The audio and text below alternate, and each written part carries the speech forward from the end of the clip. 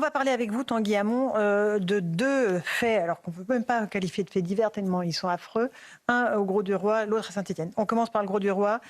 Gauthier Lebret en parlait dès le début de la semaine. Acte de barbarie sur une vieille dame de 86 ans, c'est bien cela? Oui, c'est ça, une dame de 86 ans qui a été retrouvée gisant dans une mare de sang au Grau-du-Roi, donc à côté d'un camping. On parle aussi d'un suspect qu'on a aperçu avec une perceuse et qui serait donc possiblement l'arme du crime. L'autopsie rapportée par nos collègues du Parisien parle de multiples plaies sur l'ensemble du corps, notamment au niveau du visage et du cou. On a parlé d'égorgement, on n'a pas la confirmation encore du parquet.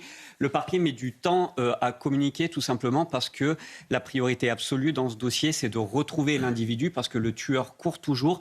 Donc ils veulent donner le moins d'éléments possible qui peut lui servir. Donc on disait hier, une trentaine de gendarmes sont mobilisés. Et là, vraiment, priorité absolue pour retrouver cet individu, pour sécuriser évidemment tous les habitants et comprendre quel est le mobile de ce crime. Gauthier, il y a ça. Il y a aussi Saint-Étienne, peut-être en un mot. Saint-Étienne, c'est une paroissienne de 78 ans qui a été agressée dans la cathédrale, dans l'enceinte de la cathédrale. L'individu, l'auteur des faits, un Roumain âgé de 21 ans qui était arrivé en France une semaine auparavant. Lui a été rattrapé et condamné en comparution immédiate. 2 ans de prison ferme avec maintien en détention et une interdiction définitive de territoire. Là, ce que vous voyez à l'antenne, c'est donc l'agression de ce Roumain de 21 ans qui s'en est pris à cette dame de 70 ans qui a besoin d'une canne pour marcher et qui lui a arraché son collier. Vous allez voir, qui lui a sauté dessus pour lui arracher son collier. 2 ans de prison ferme et interdiction de territoire. Mon Dieu, je dis pour les auditeurs d'Europe 1, vraiment la scène est affreuse. Gauthier Lebret. Écoutez, on était sur l'affaire Liana il y a encore quelques minutes avec ce rassemblement Place Vendôme. On est désormais sur l'agression et le meurtre de personnes âgées. Notre pays est dans l'incapacité de protéger à la fois le plus petit et le plus âgé. Cet homme qui agresse cette femme dans cette église de Saint-Étienne, c'est le journaliste Jules Laurent de 100% Frontières qui l'a révélé. Il était roumain, il était en France depuis une semaine, soi-disant pour chercher du travail en France. Bon, il agresse les grands-mères plus qu'il ne cherche du travail. Il est condamné à 2 ans. Alors il est parti tout de suite en prison. Il fera évidemment pas 2 ans. Comme l'a dit Tanguy, interdiction d'être sur le territoire français, il restera sur le territoire français. Il n'y a aucune sévérité. On sait bien qu'en France, on ne fait pas les peines. Et quand on est expulsable, on n'est pas expulsé. Et puis sur cette grand-mère qui a quand même été de 86 ans, égorgée à l'aide d'une perceuse selon les premiers éléments de l'autopsie. On recherche toujours l'auteur de ce crime abject. Silence médiatique. C'est-à-dire qu'on est tellement habitué à un tel niveau de violence dans ce pays, la fameuse France orange mécanique, pour reprendre l'expression de Laurent Oberton, qui en a fait un livre il y a déjà plusieurs années, qu'on n'en parle pas. On a une femme de 86 ans qui est égorgée à l'aide d'une perceuse, on est au sommet de la barbarie et de la sauvagerie, et on n'en parle pas. Et ça dit donc beaucoup sur la société française, incapable de protéger le plus petit, encore aujourd'hui avec la relaxe dans l'affaire du périscolaire, et incapable de protéger les femmes âgées. Et les agressions sont considérablement en hausse sur les femmes âgées. Il y a même des cas de viol sur les personnes âgées. Qu'est-ce que ça dit de notre société générale? Vraiment, c'est désespérant. Alors, comme j'habite le Grau-du-Roi, si vous voulez, et que j'ai appris ça comme vous à cet temps-ci, je suis pas inquiet, mais je me dis, bon, je vis presque dangereusement.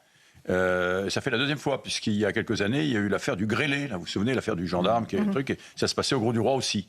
Donc voilà, qui va à 2 va à 3, je ne sais pas.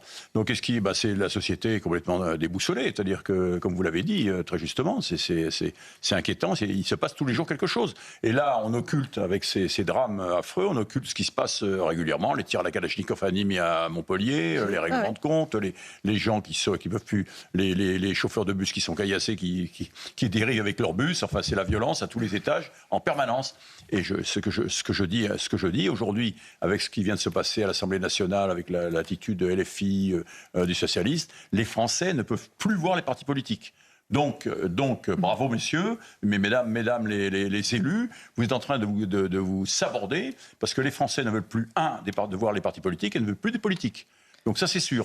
En plus, quand vous montrez votre incapacité, ils montrent leur incapacité à régler les problèmes des Français, c'est-à-dire de la population française, il est évident que plus on va aller, et moins ils seront crédibles, et ça deviendra quelque chose de dangereux. Bien sûr. On va un mot là-dessus, Louis Dragnel, parce que on parle du périscolaire aussi. Je suis assez d'accord avec vous. Et ce que je trouve un peu encore plus dramatique, c'est qu'on s'accroche tous à l'idée que la présidentielle va changer absolument tout.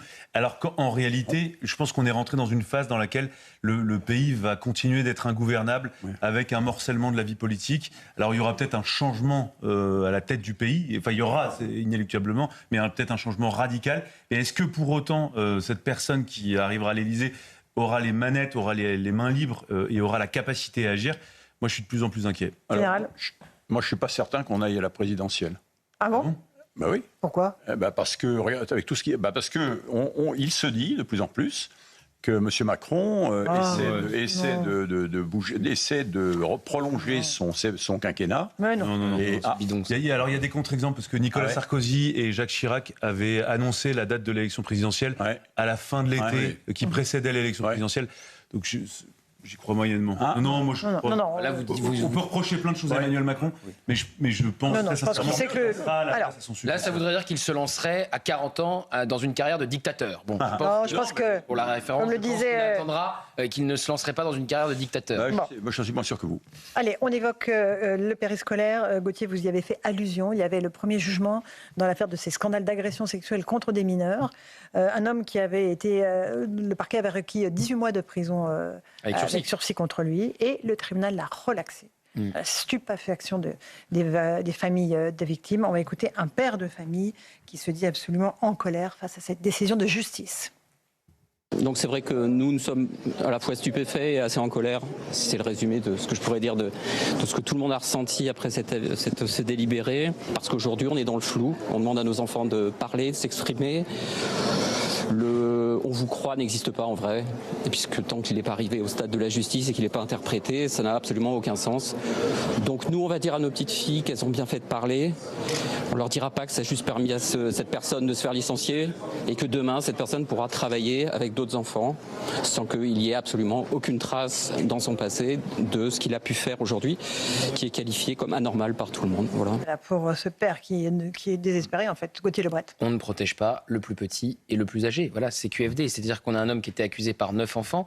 Donc en gros, la justice dit ces 9 enfants mentent. C'est ça, puisqu'il est relaxé. Donc les 9 enfants mentent. Puisqu'il n'y a pas d'interdiction de travailler, comme l'a dit ce père de famille, au contact d'enfants. Donc demain, cet animateur peut travailler au contact d'enfants et si, lors d'un entretien d'embauche, l'employeur, le futur employeur, regarde son nom et décide de ne pas l'embaucher, il pourra très bien se retourner contre l'employeur pour discrimination en disant « je suis discriminé alors que j'ai été complètement relaxé ». Alors de quoi on parle? Puisqu'on parle d'harcèlement sexuel et d'agression sexuelle.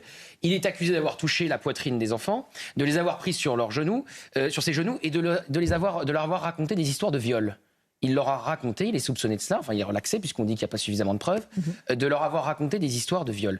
18 mois de prison avec sursis, les réquisitions n'étaient pas non plus d'une fermeté implacable. Et puis il y en a un deuxième qui va passer dans quelques temps en jugement. Lui, c'est un an sous bracelet électronique, un an aménageable sous bracelet électronique. Alors lui, les agressions sexuelles, elles sont beaucoup plus caractérisées parce qu'il est accusé d'avoir touché des enfants sous leurs sous-vêtements. Voilà, des enfants entre 3 et 5 ans.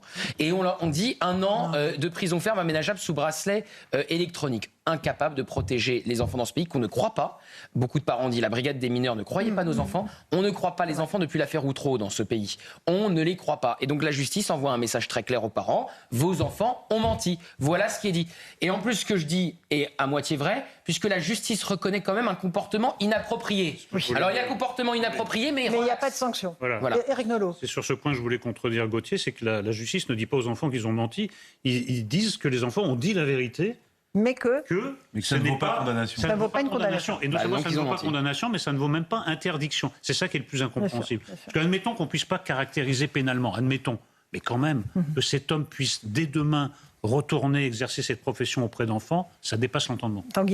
C'est énorme, le dossier est tentaculaire. Je vais aller voir ma fille, je vais dire tu as bien fait de parler. Parce qu'évidemment, le message envoyé à cet enfant, il est désastreux. Tu as parlé pour rien. Pensez aux autres. Non, mais imaginez, il y a des parents qui sont en attente de procès pour leur enfant.